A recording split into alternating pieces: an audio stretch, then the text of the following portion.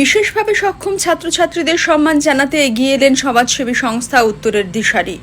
Shiliguri Institute of Technology. Admission 2025-26. Courses offered in BTech and BTech Lateral. Courses in Electronics and Computer Science and Engineering, Information Technology, Civil Engineering, Computer Science Engineering in Artificial Intelligence and Machine Learning, Electronics and Communication Engineering, Electrical Engineering. The helpline number is 94345-27272, 74776-60427 and 74778-47452. শনিবার সংস্থার উদ্যোগে আয়োজিত হল সম্বর্ধনা অনুষ্ঠান সীমার মাঝে অসীম তুমি।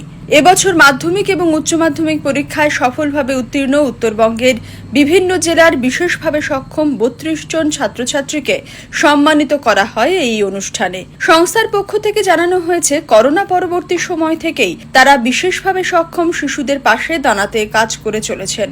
শিক্ষা, সংস্কৃতি এবং সামাজিক কার্যক্রমের মাধ্যমে এই ছাত্রছাত্রীদের আত্মবিশ্বাস বাড়ানোই মূল উদ্দেশ্য।